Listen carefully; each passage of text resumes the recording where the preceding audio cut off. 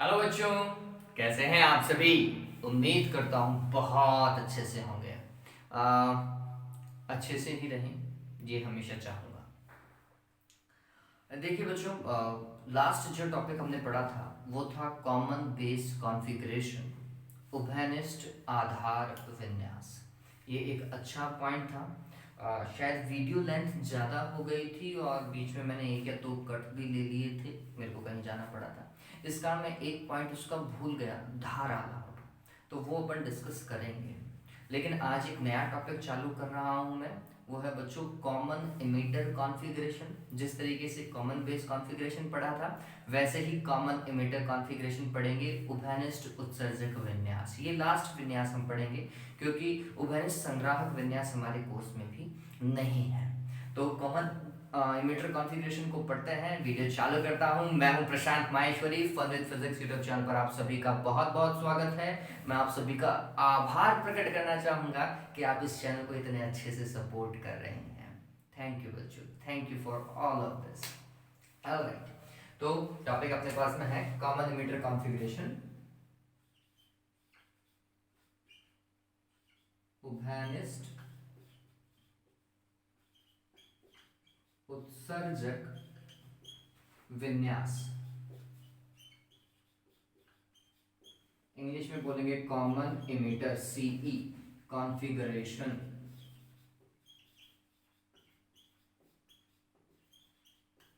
बहुत सिंपल है और उसी तर्ज पे समझिए जिस तर्ज पे आपने लास्ट वाले टॉपिक को समझा था। ट्रांजिस्टर मैं मानता हूँ एक कॉम्प्लिकेटेड टॉपिक है, तो इसे इतना याद रखें जितना आपके दिमाग में रह सके। मैं आपको हमेशा यही बोलता हुआ आया हूँ, ज़्यादा चीज़ों को कॉम्प्लिकेट मत करो। मैं आज इसे और सिंपल बनाने की कोशिश करूँगा, वीडियो को भी थोड़ा छोटा बनाने की कोशिश करेंगे। देखिए, तो सबसे पहले तो हमें ये देखना है कि उभयनिष्ठ उत्सर्जक है, तो उत्सर्जक जो है वो निवेश में भी होना चाहिए और निर्गत में भी होना चाहिए, मतलब उभयनिष्ठ होना चाहिए। और पीएनपी ट्रांजिस्टर की हम बात कर रहे हैं बच्चों इस समय। तो कुछ ऐसा किया,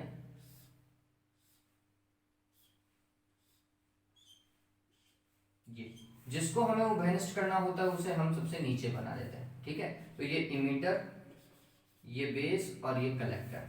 अब हमें क्या करना है, ये पीएनपी ट्रांजिस्टर है ना।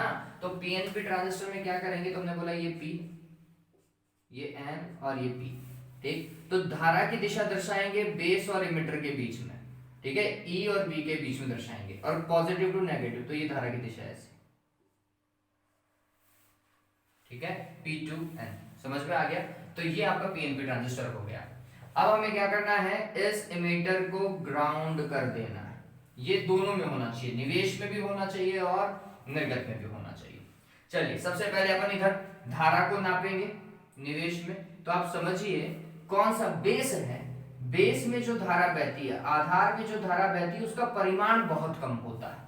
परिमाण बहुत कम होने के कारण यहाँ पर जो धारा को नापने के लिए अमीटर लगाया जाता है वो माइक्रो अमीटर होता है, ये ध्यान रखिए। आधार धारा को ज्ञात करने के लिए हम माइक्रो अमीटर का उपयोग करेंगे बच्चों, ठीक है। फिर इसके बाद में क्या करना है, वोल्टता को नापेंगे, किसके बीच में, इमीटर और बेस के बीच में। किसके बीच में, इमीटर और बेस के बीच में, आधार और उत्सर्जक के मध्य वोल्टता को ज्ञात करने के लिए किसका उपयोग किया जाएगा, आंसर है वोल्ट मीटर का। ये वोल्ट मीटर लगा दो, ठीक। इस वोल्ट मीटर को अपन लिखते हैं वी बी ई, या फिर ईपी लिख दो आप, ठीक है। इमीटर बेस हमेशा लिखते हैं तो वीईबी लिख देते हैं। तो इस वोल्टमीटर वीईबी की सहायता से हम उत्सर्जक और आधार के मध्य क्या ज्ञात कर पाएंगे, विभवांतर ज्ञात कर पाएंगे। फिर हमें धारा नियंत्रक लगाना है या फिर विभव विभाजक लगाना है, यही तो करना है। चलिए विभव विभाजक लगाते हैं, ऐसा, ठीक। फिर यहां पर क्या करूं,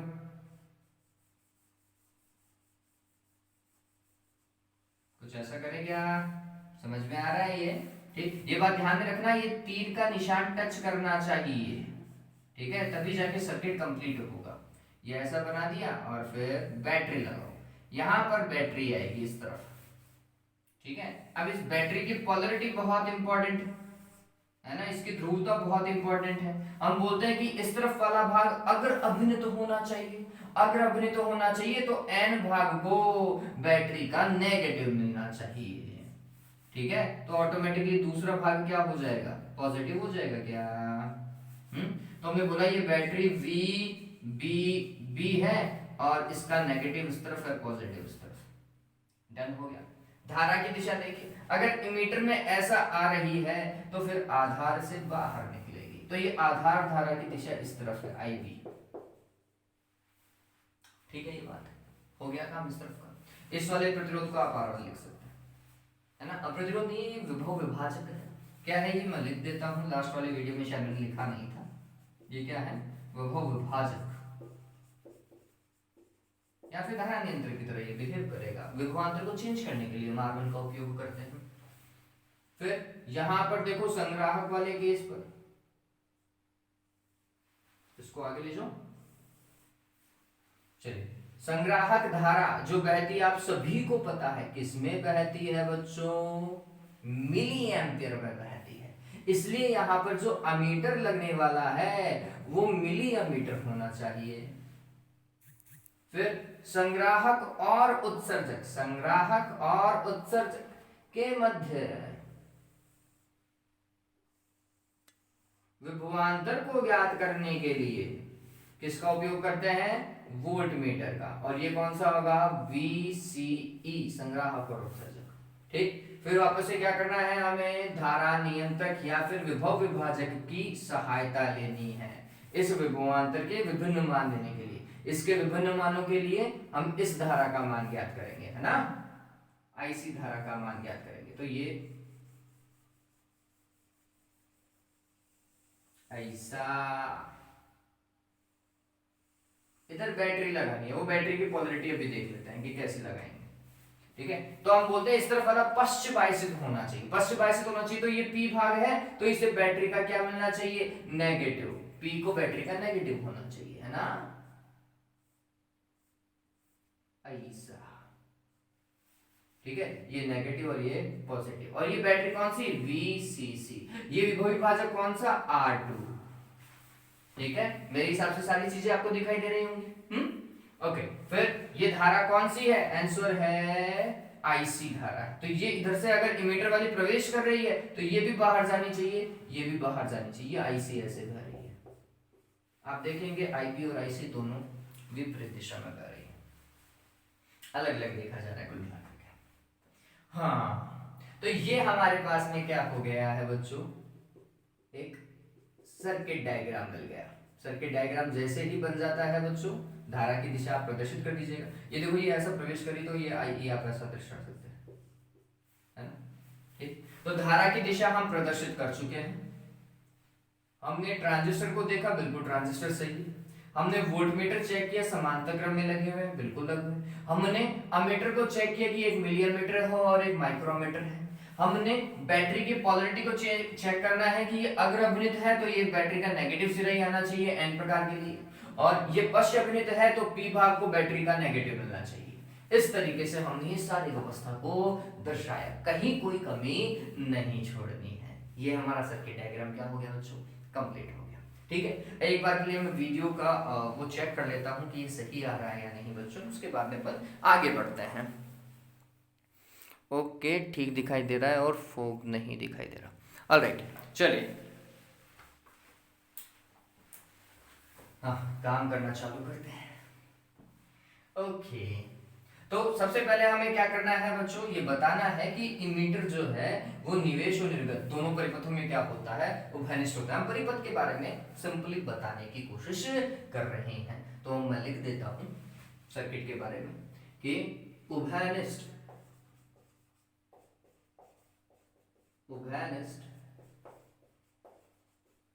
उत्सर्जक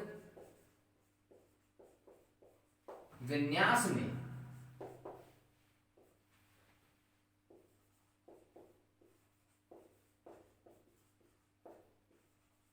ट्रांजिस्टर का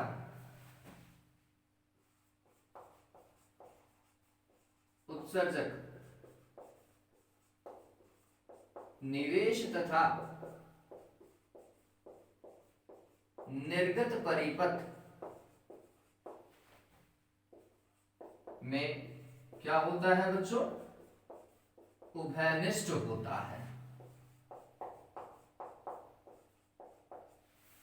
ठीक है, फिर हमें और क्या करना है, हमें ये बताना है कि बैटरी वीबीबी और बैटरी वीसीसी क्या काम कर रही हैं, ये बताना है, और निवेशी वोल्टता निर्गत वोल्टता कौन सी है ये बताना है। तो हम बोलते हैं, समझना,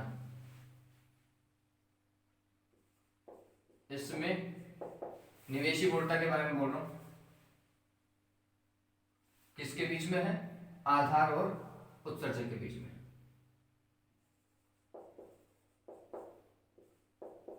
आधार उत्सर्जक के मध्य उत्पन्न विभवांतर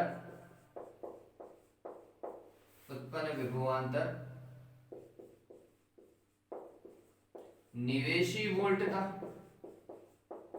तो निवेशी वोल्टता वास्तविकता में है कौन सी, VEB है, तथा संग्राहक और उत्सर्जक तथा संग्राहक एवं उत्सर्जक के मध्य उत्पन्न विभवांतर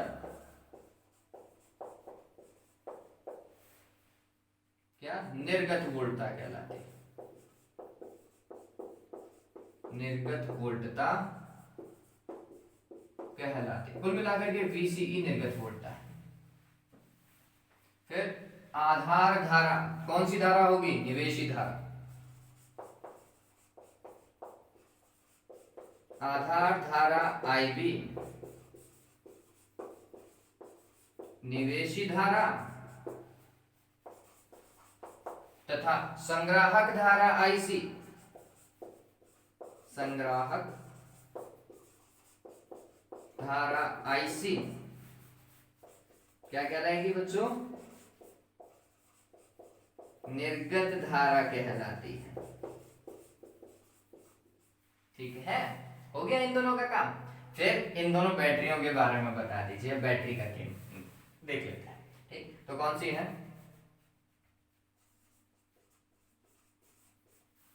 बैटरी VBB आधार उत्सर्जक,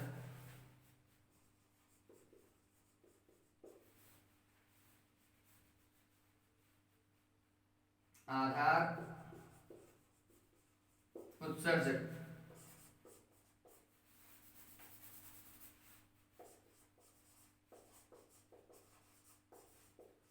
PN संधि को कौन सी, अग्र अभिनति,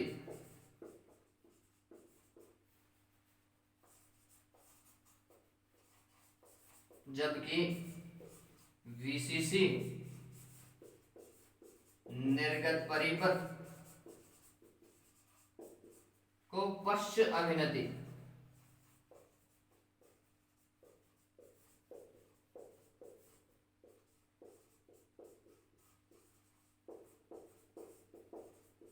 प्रदान करती है। ठीक है, फिर R1 और R2 क्या है, विभव विभाजक व्यवस्था है, बस इतना लिख दीजिए। R1 तथा R2 विभव विभाजक व्यवस्था है।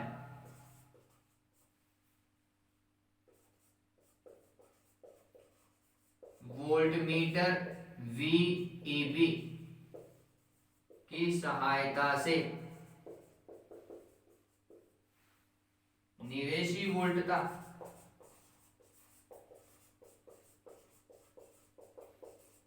तथा वोल्टमीटर VCE की सहायता से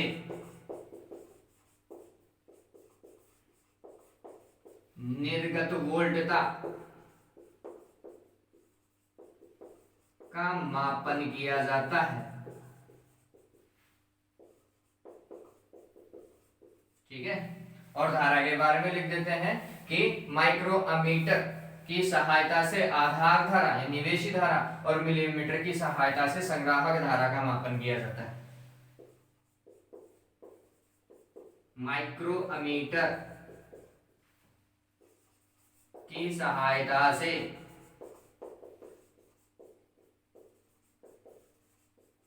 आधार धारा तथा मिलीमीटर की सहायता से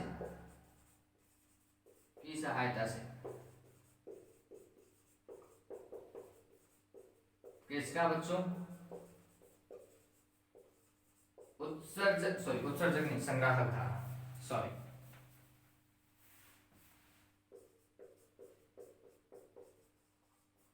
संग्राहक धारा का मापन क्या किया जाता है? ठीक है, इस तरीके से हमने क्या किया, इस सर्किट को समझा दिया कि भैया ये सर्किट में काम कुछ ऐसा हो रहा है। ठीक है, तो ये हमारी सर्किट के लिए क्या हो गई, थ्योरी हो गई। और मेरे हिसाब से ये वाली थ्योरी में आपको कहीं कोई दिक्कत नहीं आएगी बच्चों, बहुत सिंपल सी थ्योरी है। तो एक बार के लिए इसे उतारे, मैं वापस से एक बार के लिए वीडियो देख लेता हूं कि कहीं लेंस में कोई फोक तो नहीं है। ऑलराइट, तो ये सब कुछ सही चल रहा है ना? ओके, तो वीडियो को पॉज कर लीजिएगा बच्चों और ये थ्योरी उतार लीजिएगा। बहुत सारे बच्चे ये बोल रहे हैं मेरे को कि सर नोट्स के अंदर थ्योरी जो है वो थोड़ी सी टिपिकल है। तो मैं बच्चों हर बार ये बोल रहा हूँ कि इतनी सारी रामायण जो मैं बोर्ड के ऊपर लिखता हूँ फिर वो मैं क्यों कर रहा हूँ? ठीक है, आपके नोट्स तैयार हो सके इसलिए तो कर रहा हूँ कि आपको नोट्स में थ्योरी लिखने में ज्यादा कठिनाई ना हो। ये थ्योरी आप उतार सकते हैं नोट्स में, भाई क्यों उतार रहा हूँ मैं फिर? ठीक है, चलिए तो इसे उतार लीजिएगा, है ना? ऑलराइट, तो ये हो गया बच्चों हमारा किसका काम, हमारा सर्किट का काम।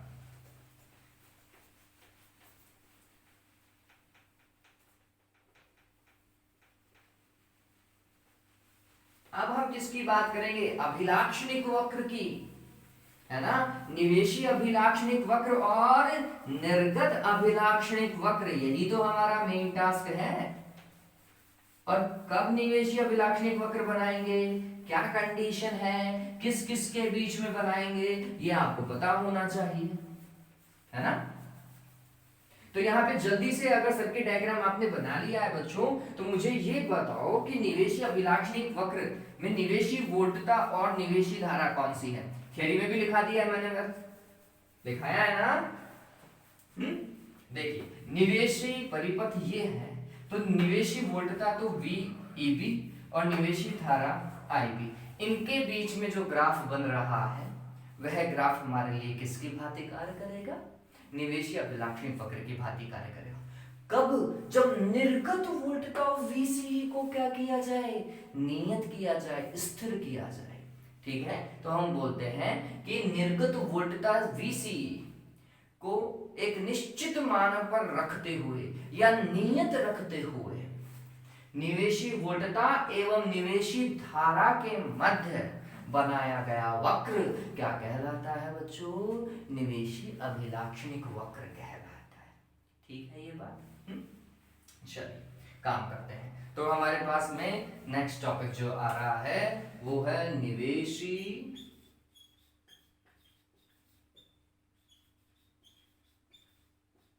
अभिलाक्षणिक वक्र। इनपुट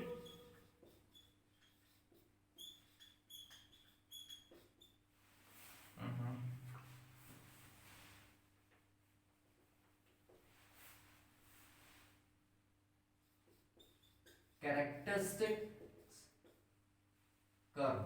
ठीक है, ये कर्व लिख लीजिएगा। किस किस के बीच में बनने वाला है बच्चों, आप सभी को पता हो गया है अब तो, है ना? ये कर्व बन रहा है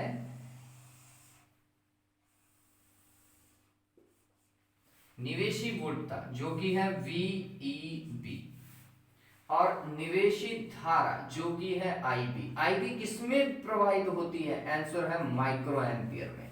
तो ये लगाना जरूरी है यहाँ पर। ठीक है, फिर हम क्या करेंगे बच्चों, कर्व बनाएंगे। तो कर्व, चूंकि ये पीएन संधि है, पीएन संधि में अग्र अभिनति आप सभी को पता है कैसा जाएगा, तो कुछ ऐसा, ये, ठीक। फिर कब, तो हमने बोला वी सी ई को क्या रखा गया, नियत रखा गया। तो लेट्स सपोज करो पहला जब कर्व बनाया था तो वी सी बराबर कितना, 0 वोल्ट। फिर वी सी के मान को हम बढ़ाते चले गए, बढ़ाते चले गए, तो ऐसा। अब बच्चे मेरे से ये पूछ सकते हैं कि सर लास्ट टाइम तो आपने ये मान माइनस के लिखे थे, और अब जब आप मान लिख रहे हो तो ये प्लस के लिख रहे हो। ठीक है, आप 5 और 10 वोल्ट भी लिख सकते हो, कोई दिक्कत नहीं है। तो ये प्लस के क्यों लिखे, तो ज्यादा ऐसा कुछ लॉजिक है नहीं बच्चों। हमने पॉलरिटी को चेक किया था, मैंने लास्ट टाइम भी आपको बताया था कि इस तरफ अगर पॉजिटिव था तो उस तरफ नेगेटिव था, पॉलरिटी चेंज थी। ठीक है, दोनों की पोलरिटी चेंज थी। इस कारण हमें क्या करना पड़ा, वीसी को, सॉरी लास्ट टाइम अपन को निर्गत वोल्टता को नेगेटिव लिखना पड़ा था। लेकिन यहां पर अगर आप पोलरिटी चेंज करोगे, जो सॉरी चेक करोगे, ध्रुवता को चेक करोगे, तो दोनों की ध्रुवता समान है। ठीक है, दोनों की ध्रुवता समान है, तो फिर दोनों का वैल्यू भी एक जैसे ही लिखोगे। अगर इसको पॉजिटिव लिख रहे हो तो फिर इसको भी पॉजिटिव लिखोगे। ठीक है, तो ये काम हुआ। तो आप देखेंगे कि जैसे जैसे वोल्टा को बढ़ाया जाता है, कर्वेचर में थोड़ा बहुत क्या आता है, परिवर्तन आता है। ठीक, ये बात और हमें ध्यान में रखनी है कि यहाँ पर अगर निवेशी प्रतिरोध की बात की जाए, देखो आपको कर्व तो दिखाई दे रहा होगा, वैसा ही जा रहा है। ठीक, तो हम बोलेंगे निवेशी प्रतिरोध कैसा होगा, तो आंसर है कम होगा। अग्र अभिनति है, कम होगा। लेकिन जब आप प्रतिरोध के लिए बेसिक कॉन्सेप्ट को पढ़ते हो, जो कि R is equal to V divided by I होता है, यहाँ पे V क्या है, तो हमने बोला VEB है। ठीक, I क्या है, तो आंसर है IB। इसके ऊपर गौर करो ना भाई। ठीक, IB जो है वो माइक्रो एम्पियर है बच्चों, पहले बह रही थी मिली एम्पियर में, अब बह रही है माइक्रो एम्पियर में। यहाँ पर चूंकि ये नीचे मान बहुत कम है, इसलिए ऊपर वाला मान क्या हो गया, कंपैरेटिवली बढ़ गया, कुल वैल्यू क्या हो गई, बढ़ गई। तो हम बोलते हैं निवेशी प्रतिरोध का मान कम तो होता है, लेकिन पहले की तुलना में नहीं। पहले आपको पता हो तो हम बोलते हैं 10 से लेकर 100 ओम के मध्य का प्रतिरोध था निवेशी प्रतिरोध, किसमें, उभयनिष्ठ आधार विन्यास में। यहाँ पे कुछ 100 ओम में प्राप्त होगा। कुछ 100 ओम का मतलब 100 ओम भी हो सकता है, 200 ओम भी हो सकता है, 300 ओम भी हो सकता है, 400 500 ओम भी हो सकता है, मतलब 100 ओम से ज्यादा भी प्रतिरोध हो सकता है, किसका, निवेशी परिपथ में। ठीक है, ये बात ध्यान में रखिएगा। तो जो निवेशी प्रतिरोध है वह क्या हो सकता है, ज्यादा हो सकता है, कंपैरेटिवली किसके, उभयनिष्ठ आधार विन्यास के कंपैरिजन में ज्यादा हो सकता है। ठीक है, अच्छा चलिए तो काम करें, लिखना चालू करूँ ना। ऑलराइट, तो किस किस के बीच में बनाया, पहले तो वो बनाते हैं। तो हम बोलते हैं, समझिएगा इस चीज को, कि निर्गत वोल्टता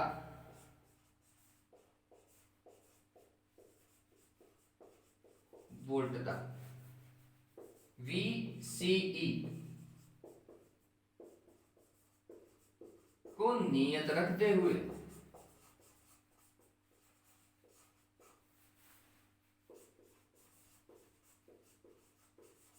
निवेशी वोल्टता के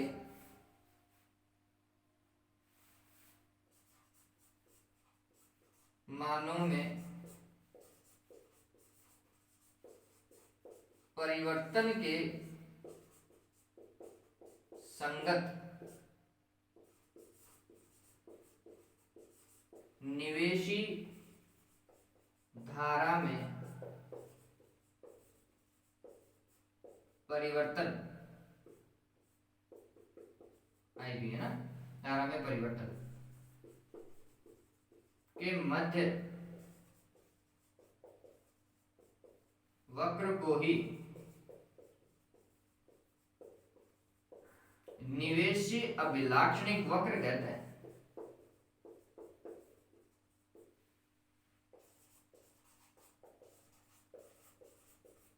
कुछ बच्चों को अगर ये थोड़ा सा टिपिकल लग रहा है तो आप क्या बोल सकते हो, निर्गत वोल्टता VC को नियत रखते हुए निवेशी वोल्टता VEB तथा निवेशी धारा IB के मध्य बनाया गया वक्र ही क्या कहलाता है, निवेशी अभिलाक्षणिक वक्र कहलाता है।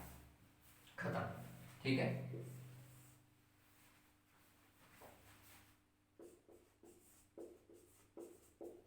निर्गत वोल्टता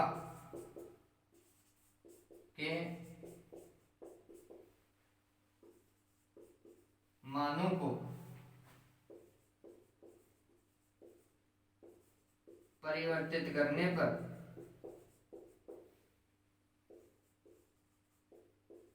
वक्र में भी परिवर्तन होता है।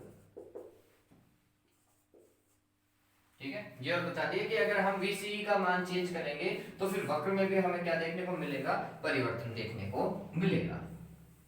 फिर ये वक्र कैसा है, हम बोलते हैं पीएन संधि के अग्र अभिनति जैसा है। वक्र का अध्ययन करने पर यह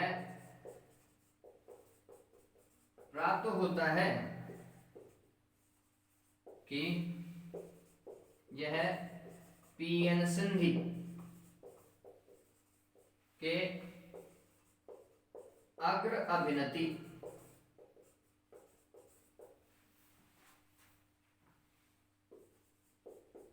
को प्रदर्शित करता है।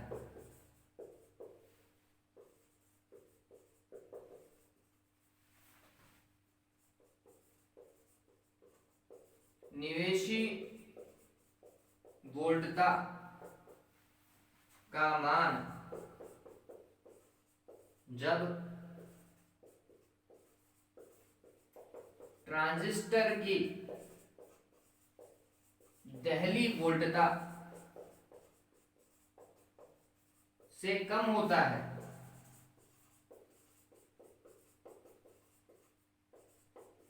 तो निवेशी धारा शून्य होती है। बताओ भाई, ऐसा है नहीं?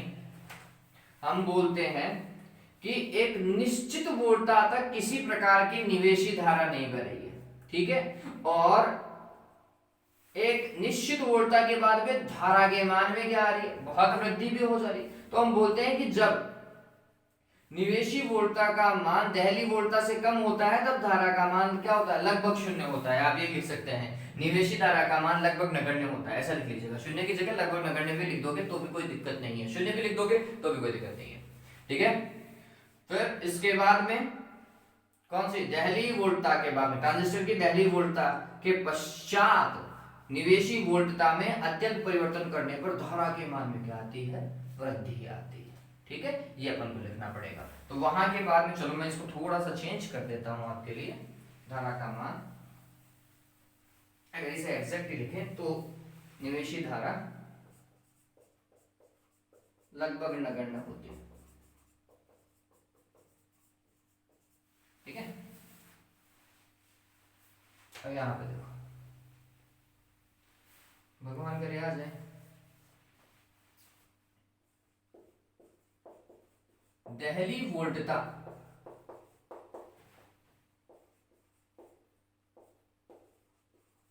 से अधिक वोल्टता पर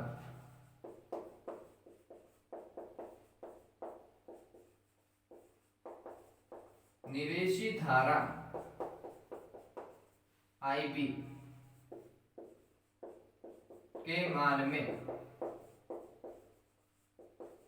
तेजी से क्या होती है बच्चों, वृद्धि होती है।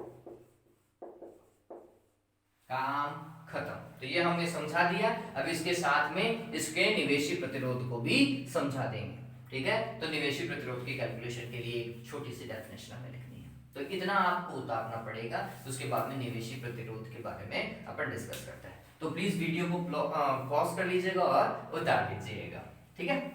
ओके, हाँ भाई, टेस्ट की तैयारी कैसे चल रही है? अच्छे से तैयार कर लो बच्चों। पेपर मैंने हालांकि कंपैरेटिवली सिंपल ही बनाया है, लेकिन अगर तैयार नहीं करोगे टॉपिक को तो फिर दिक्कत होगी। हाँ भैया, काम करते हैं। चलिए, तो देखो, अब हम प्रतिरोध के बारे में बात कर रहे हैं, निवेशी प्रतिरोध के बारे में। क्या होगा, तो निर्गत वोल्टता को नियत रखते हुए निर्गत वोल्टता को क्या करते हुए, नियत रखते हुए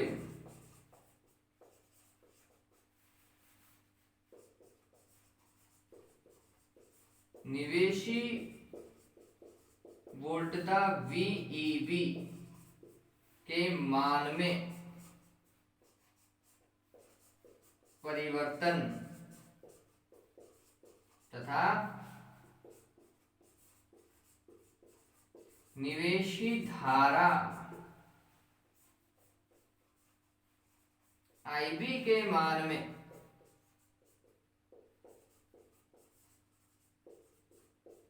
परिवर्तन का अनुपात ही निवेशी गतिक प्रतिरोध कहलाता है।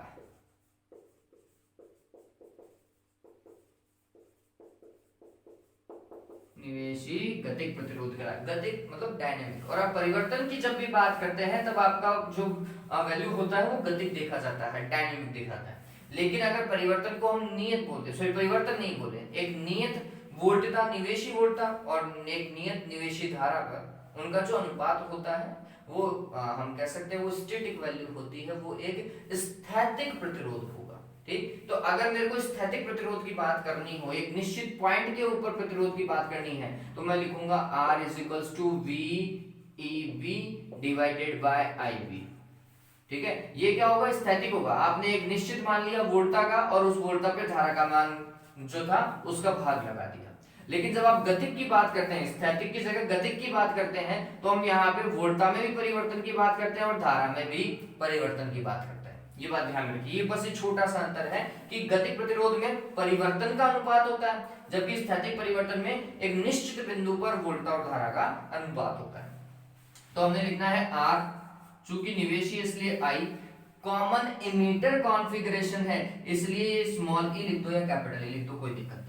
तो ये RIE हो गया, इज इक्वल्स टू क्या हो गया बच्चों, आंसर है वोल्टता में परिवर्तन VEB और उसी स्थिति में धारा में परिवर्तन या उसी के संगत धारा में परिवर्तन। कब, जब निर्गत वोल्टता VCE को क्या रखा जाए, नियत रखा जाए भैया। ठीक है, ये फॉर्मूला है। हो गया, इसका मान कितना होता है, आंसर है कुछ 100 ओम में होता है। लिख लीजिएगा कि निवेशी गतिक प्रतिरोध RIE का मान कुछ 100 ओम कोटि का होता है।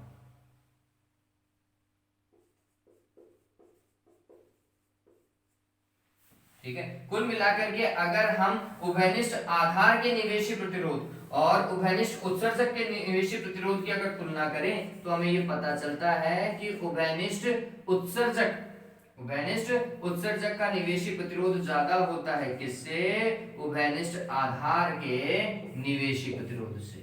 इसका मान तो 100 ओम या 100 ओम से कम होता है, जबकि इसका मान 100 ओम से ज्यादा देखने को मिलता है। ठीक है, ये ध्यान रखें। हो गया मेरे हिसाब से। एक बार और मैं वीडियो देख लेता हूँ। ये बार बार वीडियो देखने का मतलब सिर्फ और सिर्फ इतना ही है कि रात के टाइम में ठंड के कारण ओस आ जाती है लेंस के ऊपर। ओके, ठीक चल रहा है, अभी तक कोई दिक्कत लग नहीं रही मेरे को। ऑलराइट, तो ये डन हुआ बच्चों। कोई दिक्कत नहीं है इसके अंदर। ओके, अब नेक्स्ट क्या है, निवेशी की जगह कर देंगे गतिक अभिलाक्षणिक वक्र बच्चों। गतिक अभिलाक्षणिक वक्र किसके बीच में बनेगा, VCE और IC के बीच में बनेगा। फिर हम बोलेंगे कि ये कैसा होगा, तो जैसा अपन ने लास्ट टाइम बनाया था उसके लमसम बनेगा, वैसा एग्जैक्टली नहीं बनेगा, उसके लमसम बनता है।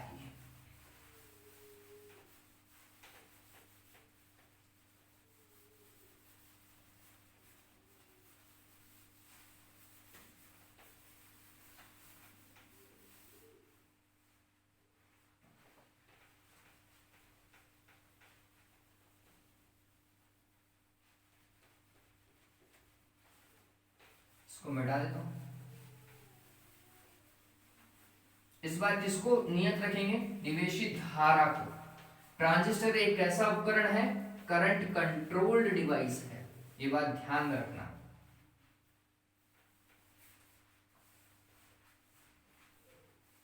चलिए, तो अपन बात कर रहे हैं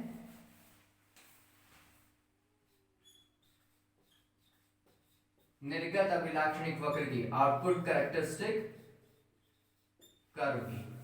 ठीक है, कैसा कर्व होगा बच्चों, पहले वो समझिए। ये कर्व जो है कुछ ऐसा बनने वाला है।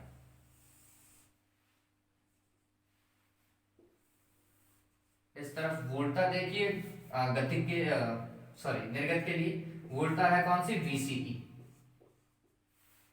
और यहां पर धारा कौन सी है? IC किसमें फ्लो हो रही है? आंसर है मिली एम्पियर में फ्लो हो रही है। ये कर्व बनता कैसे है? तो यहां पर आप एक स्ट्रेट लाइन खींचेंगे यू, ऐसा, ठीक है। और फिर इस स्ट्रेट लाइन से आपको क्या करना है? ऐसा,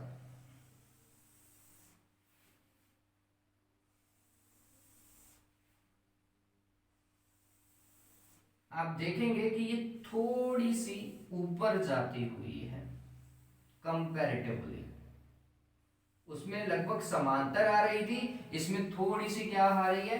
ऊपर की ओर। ये तो मेरी खैर ज्यादा ऊपर की ओर से, लेकिन इसे थोड़ा सा कम स्लोप दे दो।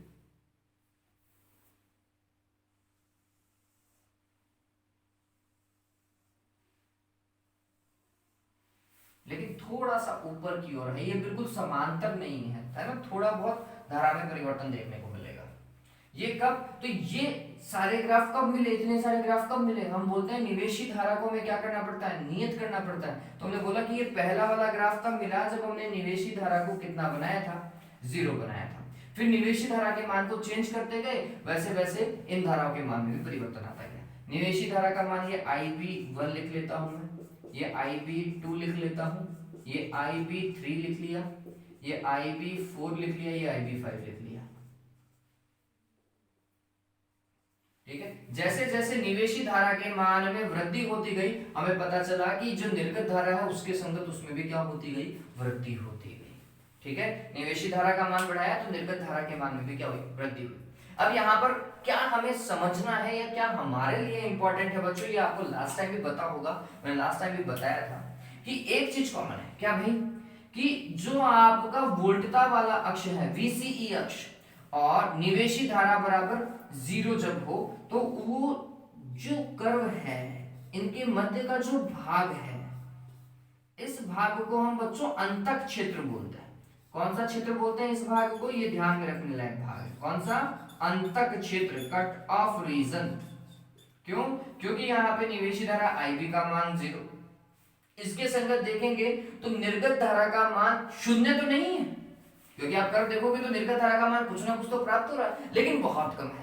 IC का मान बहुत कम होता है, IB का मान तो 0 है ही, IC का मान बहुत कम होता है।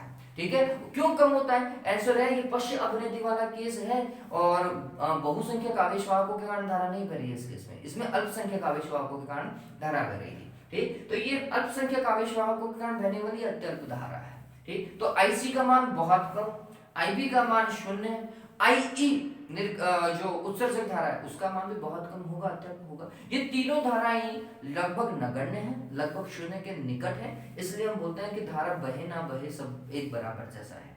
ठीक है, तो ये हुआ जाता है अंतक क्षेत्र, सब कुछ अंत हो गया भैया, कट ऑफ रीजन है। फिर यहां पर अगर हम देखते हैं इस वाले भाग में जो बहुत तेजी से वृद्धि होती हुई दिखाई दे रही है ना, निवेशी वोल्टा का मान बहुत कम चेंज किया है। आप देखेंगे कि निर्गत धारा में बहुत तेजी से वृद्धि हुई, IC धारा बहुत तेजी से बढ़ी जब हम IB धारा को भी क्या कर रहे थे? बढ़ा रहे थे। तो IB धारा को जैसे उच्च कर रहे हैं वैसे IC धारा भी उच्च हो रही है।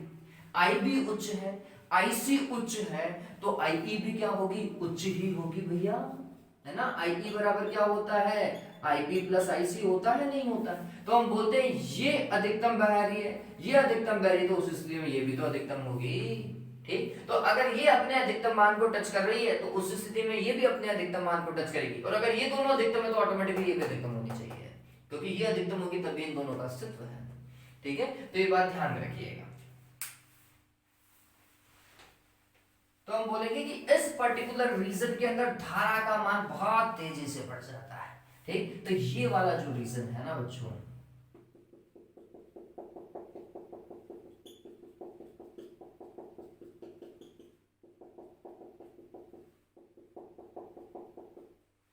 ठीक, इस वाले को मैं O और इधर A लिख देता हूं।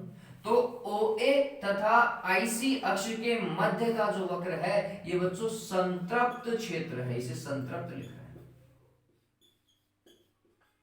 यहाँ धारा का मान बहुत तेजी से बढ़ता है, सभी धाराएं अपने अधिकतम मान को प्राप्त करती हैं। ठीक, फिर जो बच गया इसको इसको छोड़ दो, तो ये जो बच गया रीजन है ना बच्चों, ये सक्रिय क्षेत्र है।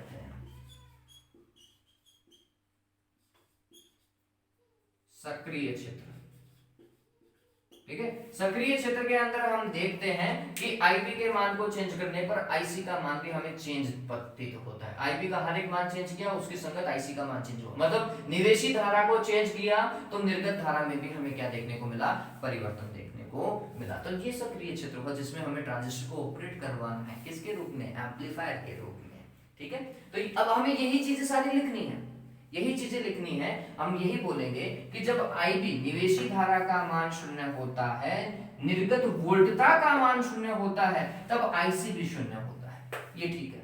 लेकिन आईबी का मान शून्य होने पर या निवेशी धारा आईबी का मान शून्य होने पर यदि निर्गत वोल्टता के मान को बढ़ाया जाए तो आईसी का अत्यल्प या नगण्य मान देखने को मिलता है। वो क्यों बह रहा है, क्योंकि पश्चापनीति है, अल्पसंख्यक आवेशवाहकों के कारण बहती होता है। चलिए, तो हमें यही लिखना है। ठीक, तो हम देखते हैं क्या भाई, और कब वक्र प्राप्त होगा, तो हमने बोला निवेशी धारा को क्या करना है, नियत रखना है। निवेशी धारा के लिए कॉन्सेप्ट ध्यान में रखिएगा, ये तो लिखना ही है कि IB5 का मान सर्वाधिक है, IB4 का उससे कम, IB3 का उससे भी कम, IB2 का उससे भी कम, और सबसे कम किसका है, IB1 का। फिर IB बराबर 0 तो शुरुआत में हमने कर ही रखा है।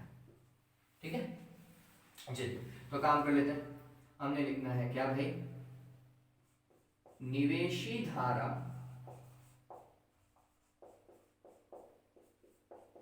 IB को नियत रखते हुए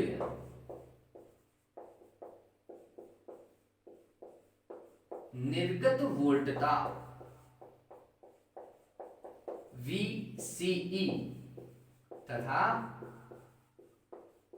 निर्गत धारा कौन सी है, IC के मध्य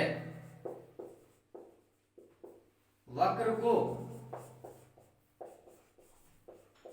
निर्गत अभिलाक्षणिक वक्र कहते हैं। अभिलाक्षणिक वक्र कहते हैं। ठीक है, फिर क्या करना है, हाँ, फिर हम नेक्स्ट पैराग्राफ में लिखना चालू करो। जब निवेशी धारा IB बराबर क्या हो, शून्य हो, तथा VCE बराबर शून्य हो, तब निर्गत धारा IC बराबर शून्य होती है। लेकिन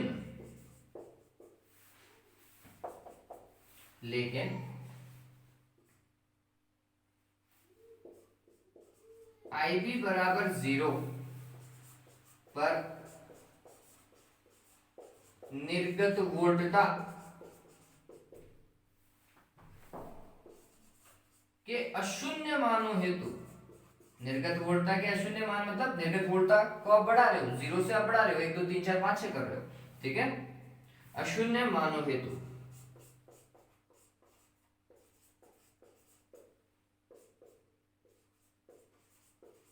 अत्यल्प परिमाण की निर्गत धारा IC प्रवाहित होती है।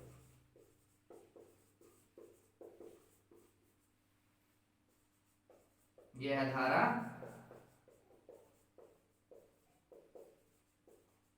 पश्च अविनति में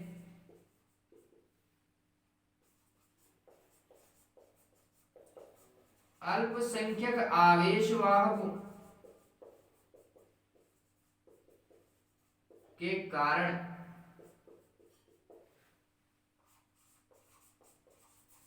प्रवाहित धारा को प्रदर्शित करती है। ठीक है, अब हम अंतः क्षेत्र, संतृप्त क्षेत्र और सक्रिय क्षेत्र के बारे में लिखेंगे और खत्म कर देंगे भैया। हमें ज्यादा थ्योरी नहीं खींचनी है इसकी।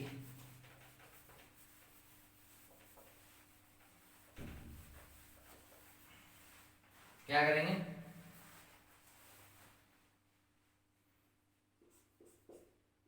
नेक्स्ट देखो, IB बराबर 0 के संगत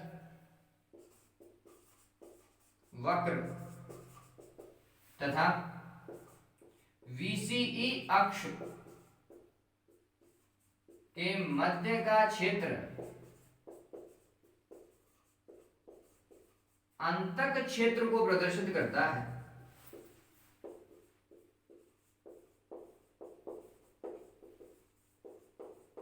क्यों करता है बच्चों, सभी को पता होना चाहिए, क्योंकि समस्त धाराएं, सभी ट्रांजिस्टर की जो धाराएं हैं वह लगभग नगण्य होती हैं। इस क्षेत्र में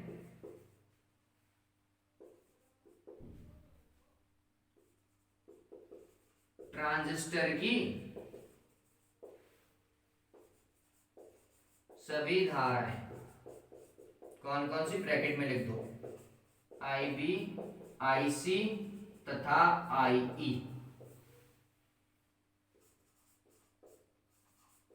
लगभग नगण्य प्रवाहित होती है। ठीक है, या फिर का सभी का मान अत्यल्प होता है। फिर संतृप्त क्षेत्र, संतृप्त क्षेत्र किसके बीच में, OA, रेखा OA या संतृप्त रेखा, OA को संतृप्त रेखा ही बोलते हैं, संतृप्त रेखा OA तथा IC अक्ष के मध्य का क्षेत्र संतृप्त क्षेत्र कहलाता है। नेक्स्ट पॉइंट, संतृप्त रेखा OA तथा अक्ष IC के मध्य का क्षेत्र संतृप्त क्षेत्र कहलाता है।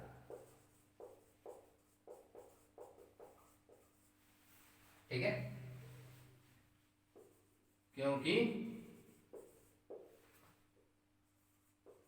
इस क्षेत्र में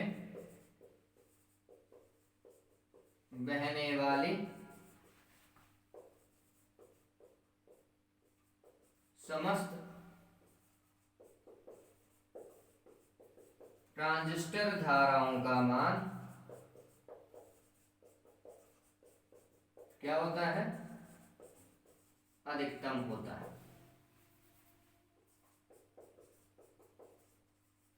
फिर इसके बाद में जो बच गया क्षेत्र है, संतृप्त एवं अंतक क्षेत्र के अलावा बचा क्षेत्र सक्रिय क्षेत्र कहलाता है। इस स्थिति में निवेशी धारा को परिवर्तित करने पर निर्गत धारा में भी परिवर्तन देखने को प्राप्त होता है।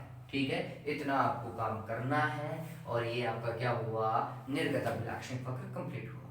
एक छोटा सा पॉइंट हमें बस डिस्कस करना था, क्या, प्रतिरोध, निर्गत प्रतिरोध को हमें क्या करना है, डिस्कस करना है। तो वो जो सक्रिय क्षेत्र में लाइन है, मेरे हिसाब से आप लिख लोगे ना बच्चों, लिख लीजिएगा प्लीज। ठीक है, अब अपन क्या काम कर रहे हैं बच्चों, सिर्फ निर्गत गतिक प्रतिरोध को प्रदर्शित कर रहे हैं। ये लास्ट पॉइंट है। देखो पश्च अभिनति है, प्रतिरोध ज्यादा होगा।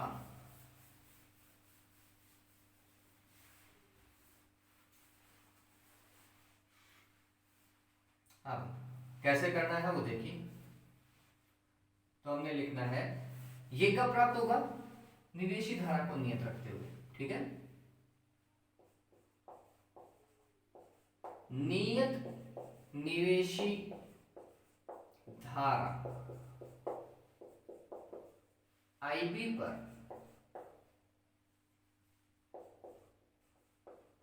निर्गत वोल्टता में, निर्गत वोल्टता कौन सी, VCE में परिवर्तन तथा इसके संगत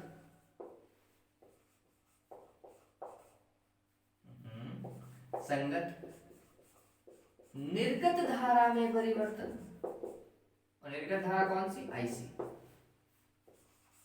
में परिवर्तन का अनुपात ही क्या कहलाता है, निर्गत गतिक प्रतिरोध कहलाता है। प्रतिरोध कहलाता है। ठीक है, तो हमने लिखा R और आउटपुट का है तो O आ जाएगा, और कॉमन इमीटर है तो E आ गया। ठीक है, ये पता चला, ROE लिखेंगे इसे। बराबर में क्या होगा, तो निर्गत वोल्टता कौन सी है, आंसर है VCE, उसमें परिवर्तन तो ये हो गया। निर्गत धारा कौन सी है, आंसर है IC, उसमें परिवर्तन ये हो गया।